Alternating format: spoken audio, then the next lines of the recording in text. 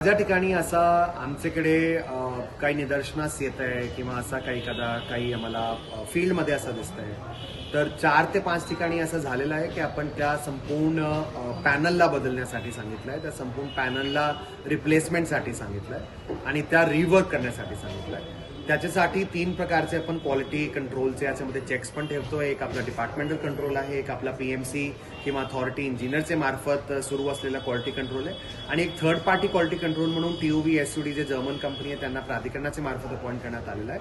असा एखादा काही पण आपल्या याच्यामध्ये कंप्लेंट आली की डेफिनेटली प्राधिकरणाची ॲब्सोल्युटली झिरो टॉलरन्स क्वालिटीच्या संदर्भातला आहे. एखादा प्रसंग घडला की 100% आपण त्या कामाच्या त्या पॅचला तेवढा आपण रिवर्क करायला सांगणार सुद्धा आहोत.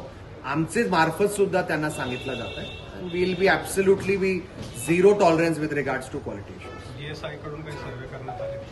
जीएसआयचे मार्फत आपण त्यांना 2 गोष्टींसाठी बोलवलं होतं. जीएसआयला आपण पहिला मुद्दा आहे रॅपिड असेसमेंट, जे आपले काही मुख्य भाग आहे, जे आपलं कुंभचं कोर एरियाचे जवळ आहे, त्याच्यामध्ये आपला ब्रह्मगिरीचा भाग असो, नील पर्वतचा भाग असो किंवा त्र्यंबकच्या आजूबाजूचा काही भाग आहे. याच्या व्यतिरिक्त आपला समृद्धीकडचा भाग आहे, कसारा घाटचा भाग आहे, इतर घाटांचा मुद्दा आहे. तर एकतर त्यांना आपण रॅपिड असेसमेंटची रिक्वेस्ट केली आहे. त्यांची एक टीम ऑलरेडी आली आहे. याच्या पुढे सुद्धा त्यांची टीम येणार आहे. याच्या व्यतिरिक्त काही लॉंग टर्म असेसमेंटसाठी सुद्धा आपण जीएसआयला रिक्वेस्ट केलं आहे आणि त्यांनी सांगितल्याप्रमाणे जे काही त्याच्यामध्ये आपल्याला सिव्हिल वर्क्स किंवा करेक्टिव्ह ॲक्शनची गरज लागणार आहे, काही टेम्पररी करेक्टिव्ह ॲक्शन आपण ऑलरेडी घेतले आणि याचे पुढे सुद्धा जे काही आपले लॉंग टर्म करेक्टिव्ह ॲक्शन असतील तो कलेक्टर साहेबांचे कॉर्डिनेशनमध्ये, जिल्हाधिकारी ऑफिसचे कॉर्डिनेशनमध्ये आपण त्यांना पण इम्प्लिमेंट करणार. डिझास्टरच्या अनुषंगाने आपण काय करू?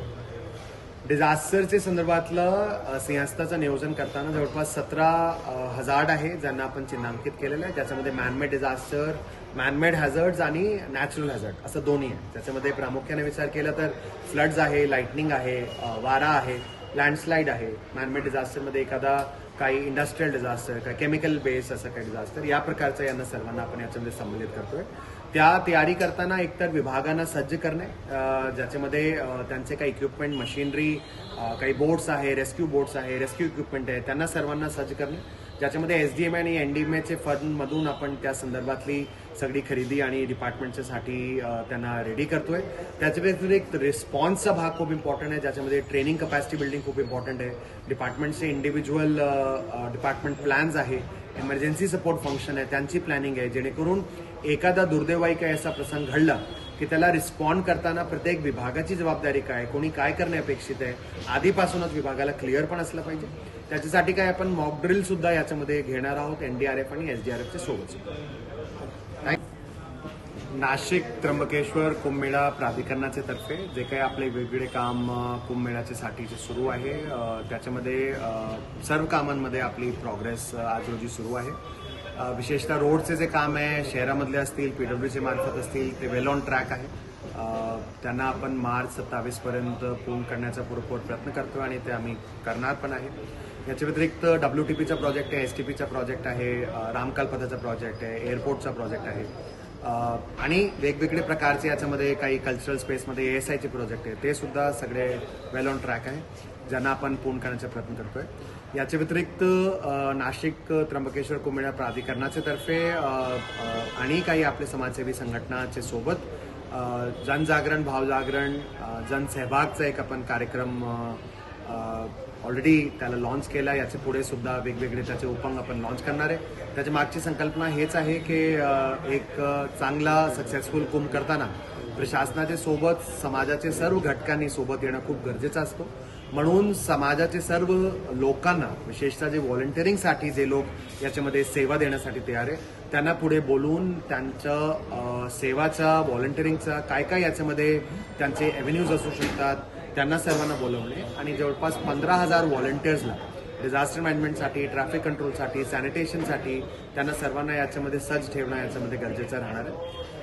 आत्ता जे रिसेंटली जे आपला पाऊस पडला आहे त्याच्यामध्ये नाशिकची परिस्थिती, त्र्यंबकेश्वरची परिस्थिती, आपलं नाशिकच्या सिंहस्थ कुंभची तयारी करताना नेहमी पावसाचा आपण खूप सुरुवातीपासूनच जेव्हा आपण प्लॅनिंग सुरुवात करतो तो एक खूप इम्पॉर्टंट अँड क्रिटिकल कॉम्पोनंट आपलं प्लॅनिंगचा एक भाग म्हणून राहतोय.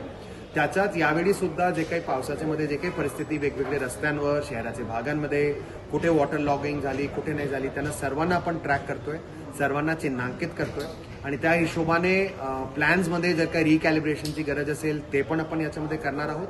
बऱ्यापैकी आपण प्लॅनिंग करताना त्यांचा विचार ऑलरेडी केलेला आहे, पण जे काही वेगवेगळी परिस्थिती निर्माण झाली त्याचा सुद्धा आपण रिकॅलिब्रेशन जर गरज असेल तर ते पण आपण याच्यामध्ये जाणीव आमच्या तर्फे ठेवतोय.